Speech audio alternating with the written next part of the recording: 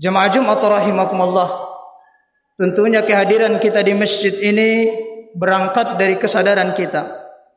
Kita sangat menyadari bahwa yang memerintahkan kita untuk melaksanakan salat Jumat bukanlah manusia, bukanlah atasan kita, tetapi sesungguhnya yang memerintahkan kita untuk melaksanakan salat di siang ini, yakni Allah Subhanahu wa taala.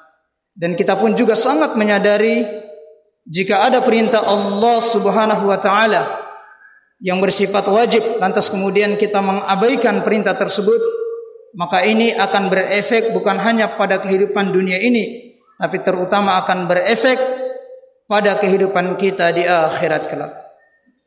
Jemaah Jumat rahimakumullah, maka bagi kita sebagai seorang muslim, sesungguhnya life map kita atau peta hidup jalan kita, kompas hidup jalan kita sesungguhnya sudahlah sangat jelas.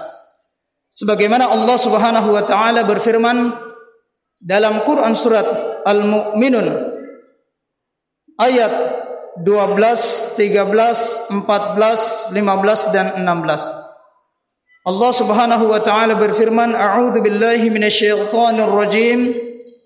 Bismillahirrahmanirrahim. Wa laqad khalaqnal insana min sulalatin min tin. Dan sesungguhnya kami telah menciptakan manusia dari suatu saripati yang berasal dari tanah. Summa ja'alnahu nutfatan fi qararin makin. Kemudian kami jadikan saripati itu air mani yang disimpan dalam tempat yang kokoh, yakni rahim. Summa khalaqna an-nutfata 'alaqatan fa khalaqna al-'alaqa mudghatan fa khalaqna al-mudgha 'idhaman fa sawna al-'idhama lahma. Summa ansha'nahu khalqan akhar fatabarakallahu ahsanul khaliqin. Kemudian air mani itu kami jadikan segumpal darah. Lalu segumpal darah itu kami jadikan segumpal daging, dan segumpal daging itu kami jadikan tulang belulang. Lalu tulang belulang itu kami bungkus dengan daging. Kemudian kami jadikan dia makhluk yang berbentuk lain. Maka maha suci Allah pencipta yang paling baik. Summa innakum ba'da dzalika lamayitun. Sungguh setelah itu kalian benar-benar akan mati. Tsumma innakum yaumal qiyamati tub'atsun. Dan setelah itu kalian akan dibangkitkan oleh Allah dari alam kubur pada saat tibanya hari kiamat. Jemaah Jumat rahimakumullah, ayat yang seperti inilah oleh seorang misionaris yang bernama Gary Miller. Dan Gary Miller ini bukan hanya sekedar seorang misionaris, tetapi dia juga adalah seorang pendeta Nasrani. Maka dalam usahanya untuk meyakinkan jamaahnya bahwa agama yang mereka anut adalah agama yang benar, maka dia mencoba mencari titik kelemahan Al-Quran dengan berupaya untuk membenturkan antara ayat yang satu dengan ayat yang lainnya, dan begitu pun juga berupaya membenturkan antara ayat suci Al-Quran dengan sains modern. Tetapi alih-alih Gary Miller mendapatkan kelemahan Al-Quran, tetapi justru dia menemukan kekuatan Al-Quran. Ketika Gary Miller mengkaitkan antara ayat suci Al-Quran dengan ilmu kedokteran, terutama proses pertumbuhan janin di dalam rahim, maka sudah seperti sebagaimana yang Allah Subhanahu wa taala jelaskan di dalam Quran surat Al-Mu'minun yang kami bacakan tadi.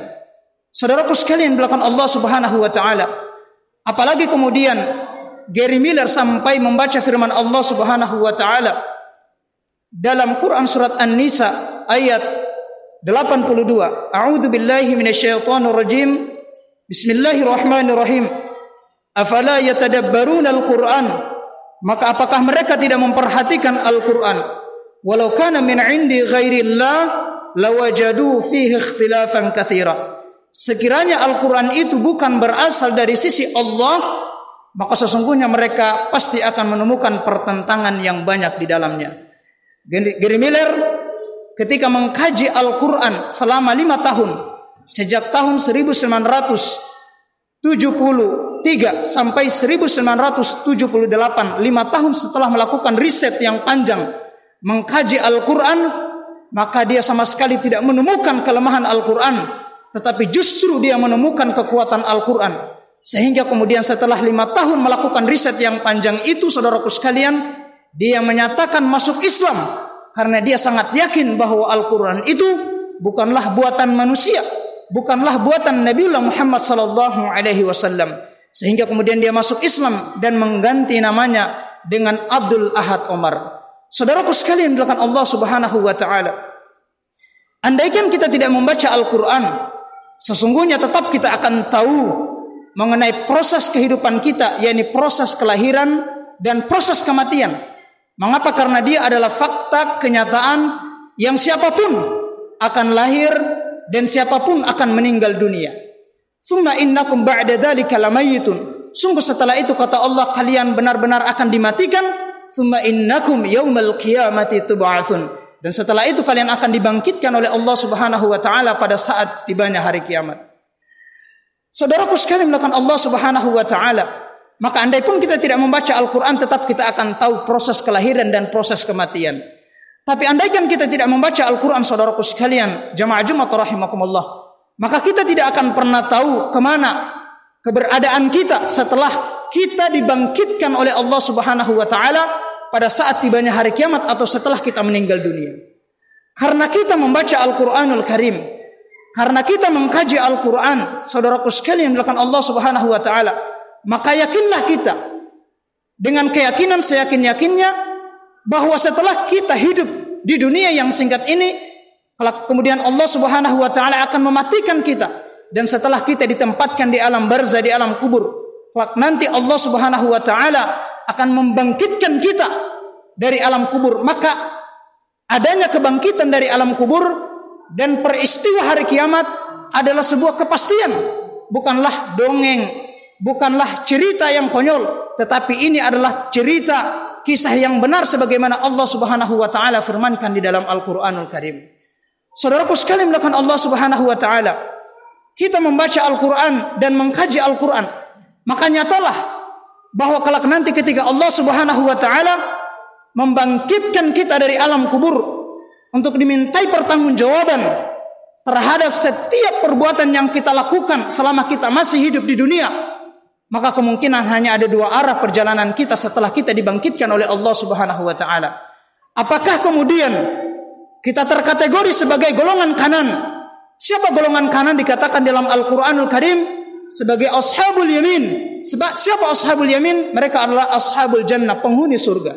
Ataukah sebaliknya, kita terkategori sebagai golongan kiri? Siapa golongan kiri? Dikatakan dalam Al-Quran, mereka adalah ashabus shimal. Siapa ashabus shimal?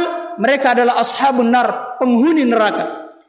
Di dalam Al-Quranul Karim, Allah Subhanahu wa taala berfirman di dalam Quran surat Al-Mulk ayat 6, dikatakan sesungguhnya neraka itu sebagai bi'sal masir, seburuk-buruk tempat kembali, yang segala macam siksaan ada di dalamnya, yang segala macam penderitaan ada di dalamnya, makanan paling terburuk ada di dalamnya, minuman yang paling menjijikan ada di dalamnya, yang siksaan itu sangat mengerikan sekali, yang mata belum pernah melihat, telinga belum pernah mendengar, dan bahkan siapapun belum pernah merasakan betapa mengerikannya siksaan dari neraka itu. Saudaraku sekalian melakukan Allah Subhanahu wa taala. Bahkan di dalam kitab Al-Jannah wan Nar dikatakan di dalam hadis Rasulullah sallallahu alaihi wasallam, sesungguhnya siksaan yang paling ringan di neraka itu adalah mereka yang dipakaikan terompa sendal dari api neraka yang membuat otaknya itu mendidih. Saudaraku sekalian melakukan Allah Subhanahu wa taala, mungkin pernah kita melihat orang yang terbakar sekujur tubuhnya tetapi tidak membuat otaknya mendidih. Nah, ini siksaan yang paling ringan di neraka kelak yang disediakan oleh Allah Subhanahu wa taala bagi mereka yang semasa hidup di dunia melalaikan mereka untuk taat kepada Allah Subhanahu wa taala.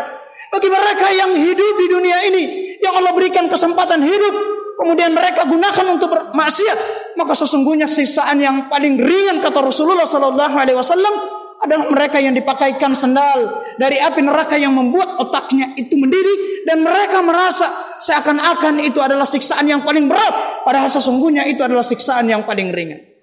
Saudaraku sekalian melakukan Allah Subhanahu wa taala, maka dari itu kita yang sangat yakin bahwa kehidupan di dunia ini hanya sementara saja.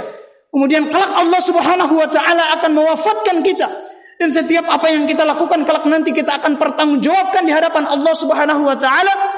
Maka tidak ada pilihan lain bagi kita saudaraku sekalian yang dimulakan Allah Subhanahu wa taala, selain kita harus menjadi golongan atau kelompok kanan, yaitu ashabul yamin. Siapa ashabul yamin? Mereka adalah ashabul jannah, penghuni surga. Saudaraku sekalian dimulakan Allah Subhanahu wa taala, pertanyaannya adalah bagaimana caranya agar kemudian kita termasuk salah satu bagian dari ashabul yamin, penghuni surga yang diridhoi oleh Allah Subhanahu wa taala. Maka satu-satunya kunci, satu-satunya cara, saudaraku sekalian melakukan Allah Subhanahu wa taala, kita harus kembali kepada visi penciptaan kita, yaitu tujuan Allah Subhanahu wa taala menciptakan kita. Allah Subhanahu wa taala berfirman dalam Quran surat Az-Zariyat ayat 56, A'udzu billahi minasyaitonir rajim, wa ma khalaqtul jinna wal insa illa liya'budun. Dan tidaklah aku ciptakan jin dan manusia itu selain hanya untuk beribadah kepadaku, kata Allah Subhanahu wa taala. Dijelaskan oleh kalangan para ulama, sesungguhnya yang dimaksud dengan ibadah itu adalah bentuk ketundukan dan ketaatan kita secara total kepada Allah Subhanahu wa taala, seraya mengikuti syariat agama Allah Subhanahu wa taala, syariat Islam, yaitu syariat Islam. Jemaah rahimakumullah, maka seorang muslim yang tentunya sangat yakin bahwa kehidupan di dunia ini hanya sementara saja, yang kemudian tidak akan terulang lagi. Setiap amalan yang kita lakukan walaupun hanya sebesar zarah, kelak nanti kita akan pertanggungjawabkan di hadapan Allah Subhanahu wa taala, dan begitu pun sebaliknya. Setiap amalan keburukan walaupun hanya sebesar zarah, kita akan pertanggungjawabkan di hadapan Allah Subhanahu wa taala. Maka mereka akan merasa takut ketika kemudian mereka melanggar berbagai perintah Allah Subhanahu wa taala, melanggar aturan-aturan Allah Subhanahu wa taala di tengah-tengah kehidupan mereka, karena mereka sangat yakin bahwa sesungguhnya ada malaikat raqib dan atid yang akan mencatat setiap amalan-amalan perbuatan kita. Kendati pun kemudian kita melakukan kejahatan, melakukan kriminalitas, melakukan dosa yang di tempat yang sunyi, di tempat yang gelap gulita, sesungguhnya Allah Subhanahu wa taala Maha melihat terhadap berbagai perbuatan-perbuatan yang kita lakukan. Saudaraku sekalian melakukan Allah Subhanahu wa taala. Maka dari itu, seorang muslim yang menginginkan agar hidupnya kemudian setelah meninggalkan dunia ini, kemudian dia menjadi salah satu kelompok dari ashabul yamin, yaitu ashabul jannah, penghuni surga yang segala macam kenikmatan ada di dalamnya, yang mata belum pernah melihat, telinga belum pernah mendengar, maka tentunya dia akan sangat rindu berjumpa dengan Allah Subhanahu wa taala dan Nabi Muhammad sallallahu alaihi wasallam, dan kemudian rasa cinta dan takut itu akan dibuktikan dengan senantiasa taat terhadap syariat Islam, yaitu syariat agama Allah Subhanahu wa taala. Barakallahu li wa lakum fil Qur'anil azim wa nafa'ani wa iyyakum bima fihi minal ayati wa dzikril hakim. Aqulu qawli hadza wa astaghfiruhu innahu huwal ghafurur rahim.